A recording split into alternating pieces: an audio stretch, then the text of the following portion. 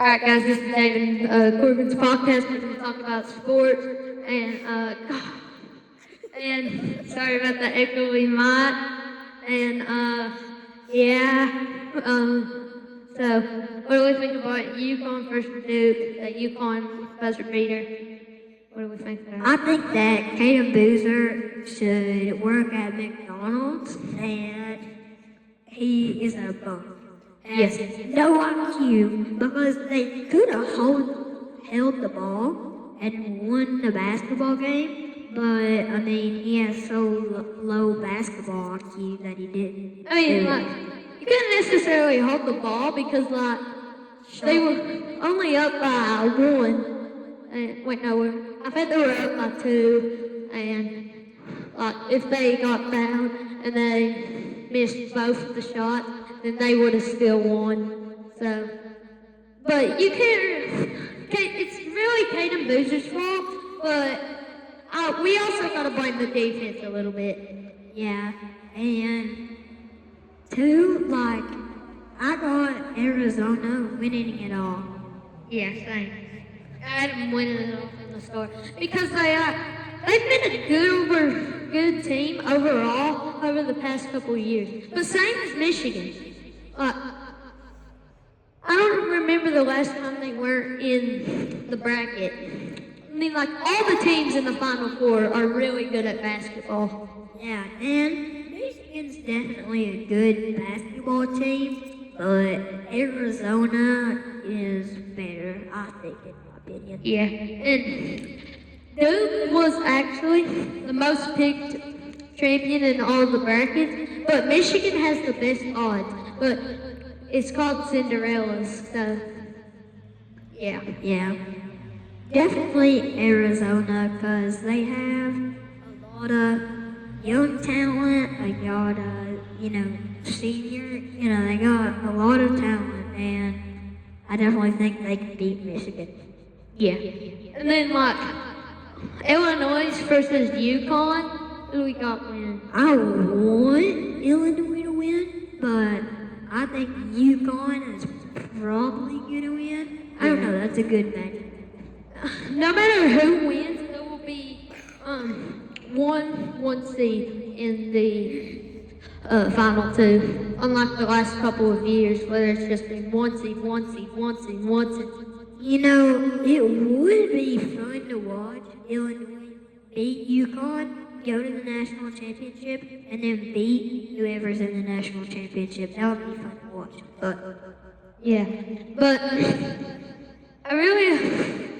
But there's a difference between those two coaches. UConn, they just want to win, not have fun, and just actually celebrate when they win. But Illinois, they take it one game at a time, and their coach is really good. But both coaches are actually really good. It's just I like Illinois' coaches better because he actually supports their players. Alright, anyway. What did you think about the water gun fight after the Illinois game? That was pretty funny, and that's another reason the Illinois coach is more free, I guess you would say. He definitely lets his players express themselves on the court and off. And we're big Kentucky fans, so do we think Mark Pope is going to get fired this year? I think that they're going to give him next year, and then they're going to fire him the year after if he don't, Yeah. But, I mean, it's kind of all his fault. After they were up 12, they ran the worst offense and defense. Kentucky had 22 turnovers. That's the most in a NCAA tournament game since 19-something. Yeah, so I think another thing, Kentucky tries to play at a really fast pace, and Mark Pope cannot recruit. He's used to recruiting, just giving them a few $1 million and you come on our team. Now with the NIL and all that stuff, it's way not harder, but it's really different than from just, signing a player. Yeah. It's Tennessee's third straight year in the row making it to the Elite Eight. I feel like they just kind of got lucky the entire time because like they beat Virginia. They're not really a good team because they're on the East Coast. Yeah, the East Coast teams usually sell. And then they played Iowa State. Their best player was out, and like they still beat them. And then they got absolutely crushed by Michigan by like 32. So hopefully they make the Final Four this year. I mean next year. Yeah.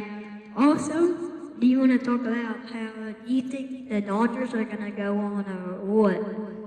I think like Three-peat or, something like that. And this year again. The MLB should honestly just remove one player from the Big Three because like if they don't, then they're just going to win year after year after year. Yeah, and you can kind of notice the Dodgers recruit a lot of strange players that like you've never heard of before. Like, and they're still really good. Yeah, like you get Shohei out of nowhere, out of Japan, just like hitting a baseball 500 feet and then pitching 104 miles per hour balls. They used to be. I mean, like honestly, Freddie Freeman is the key to the team. Like if they didn't have them, they wouldn't have made the World Series. Yeah, and I don't know why they traded Cody Bellinger, but yeah. And they got, you can't forget about I think his name's like Theo. He hits a lot of home runs. He won the home run derby. Yeah, so their team is just too stacked. We honestly think that MLB should depart them. And there's like no other team that stands a chance. Yeah. I think that the Yankees have a lot of talent and potential, but they don't use it. Like they got Jazz, they got Cody Bellinger, they got Aaron Judge, they got like a lot of good players. And they're not really using that to their best. I don't know. Well, let's talk about who will be the first pick in the NBA draft. Cameron Boozer or the tall guy from BYU? It really depends, Yeah. It depends who either had a really sucky season or who wins it all, Yeah. But if the person with the first pick is like the Lakers, for example, they need a center, so they'll pick the BYU guy. But if it's someone like the Nuggets, for example, they already have a center, too, actually, including Jonas Valanciunas. They'll just take Cameron Boozer because their forwards are kind of trash. Yeah. I think definitely Jokic might request a trade. I wouldn't think so. He doesn't even really care about basketball. He just cares about the money. And he cares about his horses. Yeah. And you want to address what we think about Otega Owe going to the NBA or not? I personally think he'll try to enter the draft, but won't make it and just go to the G League. I mean, he may make the NBA like once, but I don't really think he's going to make the NBA. Yeah, he's used to college, I guess you could say, games. He's used to just dominating in his own way, but in the NBA, it's more of a like you know what I'm saying. But if he enters the NBA and then he sees a guard like let's say Kyrie Irving, Steph Curry, Shea, he's gonna get crossed up and they're gonna shoot all over him, and then he'll just get departed from the G League. Yeah, so I think he has good layups, good dunking, all right three-pointing, pretty good defense, but he needs to work on his jump shot a little. Yeah, and his IQ too. A lot because if you don't have that in the NBA, they're gonna send you to the G League because you don't know how to operate a basketball. All right, now let's talk about the Rookie of the Year. Who do we think is going to get Rookie of the Year? I think that Cooper Flag deserves it, and I think he will get it. I mean, he honestly carried his team, not gonna lie. So he should get it, but knowing Adam Silver, he's gonna give it to Conklin.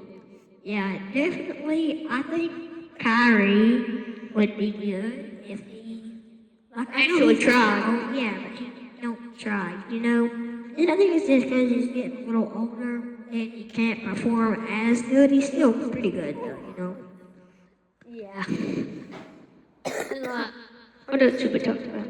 I think if Luka was still on the Mavericks, they would probably have a title by now. yeah.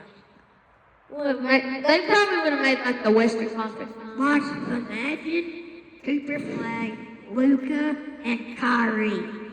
Yeah. That would be stacked. Yeah. And I think that they could trade somebody. They should trade like Luka for a couple, another guard and a center. They should trade Luka for like a couple first round picks. Yeah, they just need a center, not gonna lie.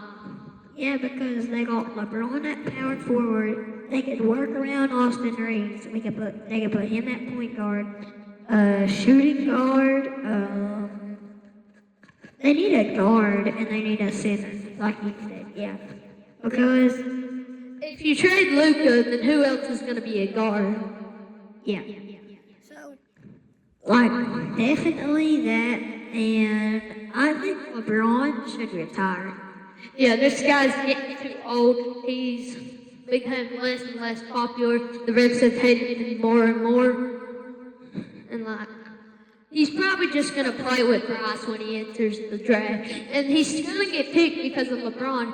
And if he doesn't get picked, LeBron should retire. Yeah, I definitely, once LeBron retires, who do you think will be the face of the NBA? Anthony Edwards, SGA, Jokic still, Envy. How about for the next 10 years, who will be the USA team? We gotta put Cooper Flag in. Cooper Flag, Anthony Edwards, Shea, Steph Curry. No, Steph Curry will be retired by then. Devin Booker, yeah, and Jalen Brunson. Yeah, and Tyrese Maxey.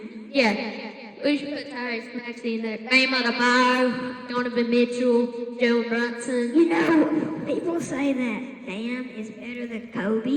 I don't think he is as a player. Maybe as not a at scorer. all. Maybe as a scorer, but not as a player. Not at all. Probably better at defense, but that was his only game where he scored more than 45. And Kobe's 81, they were down by 18 and they needed to win. And they came back and won. And the entire Heat team just fouled to get the ball back to Bam. And they were like triple teaming him at that point, so he couldn't even score unless he had free throws. Yeah, imagine 32 of your points coming out of free throws. So realistically, he only really got 40 points, I'd say. And not counting free throws? Yeah. Whatever 83 minus 37 is. He would only have 46 points. Yeah. So he'll be in his career high. Yeah. I think the face of the NBA once LeBron retires is gonna be either Shea, Bibby, or Anthony Edwards. Yeah, of course. And then you also got Cooper Flag. So do we think that Cooper Flag is going to be the next GOAT? Not at all. No. I think he has a lot of potential, but not GOAT potential. He maybe has Larry Bird potential, but not GOAT potential. He may make it to the top 30 all time, but MJ, LeBron, Kareem, Magic, and Bird in their prime, they were unstoppable. I was just playing 2K today, and Larry Bird had 149 points because I just passed it to him and shot. Yeah. And I think definitely Cooper Flag is going to be good, but I don't think he's going to be GOAT potential. He'll maybe be All-Star. Yeah, like top 25 players all All-Star, time. USA, All-NBA. Yeah. I think Anthony Edwards will be the new face of the NBA, me personally. He has the size. He's like 6'6", like 225 pounds. And he has the mentality, you know? And I think he will definitely, and I think he should trade. I know he won't, but I mean, if he wants to be I think he should definitely get a trade, Because the Timberwolves are not making him. Never made the NBA Finals before. Yeah. They haven't made the Western Conference. He averages like 22 points a game just carrying his team. Yeah. Like, they only have like one good defender, two maybe. Yeah. Rudy Gobert, he just carries on defense, but he can't shoot to save his life. He has 0 3-pointer shot ever. Yeah. Yeah, who do you think if he does get traded, he will probably not, because I know the Timberwolves won't trade their best player, or unless it was somebody like a really good player, but they're not going to do that, Yeah. So, is there anything else we should talk about? I mean, let's talk about the greatest turnaround in college basketball history. You got number 1 seed Virginia losing the 16th seed UMBC, and then the very next year turn around and win the entire thing. I think also hot take the comeback at Kentucky, Yeah. But how about the Pistons turn back? They went from a 1468 team thinking about selling the team, and then they make it all the way to the 6th seed the next year, and then the very next year they make it to the 1 seed. Oh, and what do you think about Tyrese Halliburton?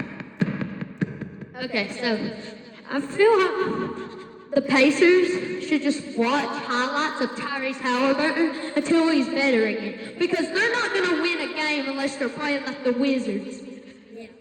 I mean, he has potential, but like I said, he's like Cooper Flag potential. He's not really GOAT potential, I'd say, Let's just say, would you say that Tyrese Halliburton is underrated or overrated? I think he's definitely underrated. He's not talked about a lot. Yeah, people say he's overrated, but he kind of proved that he was underrated in the NBA Finals and the conference finals with that buzzer beater in the show. And you know how he got hurt, so that kind of... It made me so sad when he got hurt. I wanted the Pacers to win. He was like...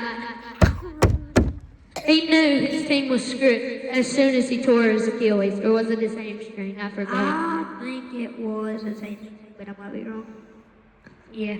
Because, like, he honestly just should have waited, because, like, he could have played the very next season during Game 5, because he got injured during Game 5, and, like, he should have just let his team lose, but he decided to play again, and he got injured, and he will be out for a year, and he could have been like Jason Tatum and just come back. Waited, Yeah. And another thing about the MLB, what about Acuna? You know how he always gets hurt like almost every year. Yeah. And I think prime, healthy Acuna could be not one of the GOATs, but really good. Don't you? Alright, I feel like we're both getting pretty bored, so we're going to end the podcast here. Come back next week with probably not David Podcast, but with me and maybe my dad. See ya. Wait. You want to wait till it's like 20 minutes? Huh? It's only 19.38 seconds. Alright, what are we going to talk about? So, the grass. It's pretty green. Don't you agree? Yeah, and the sky is pretty blue. Alright, who do you got win the NBA Finals? I got the Thunder going back to back because of this National squad. Me too. All right. See y'all later. Peace. Hasta la vista. Bye bye.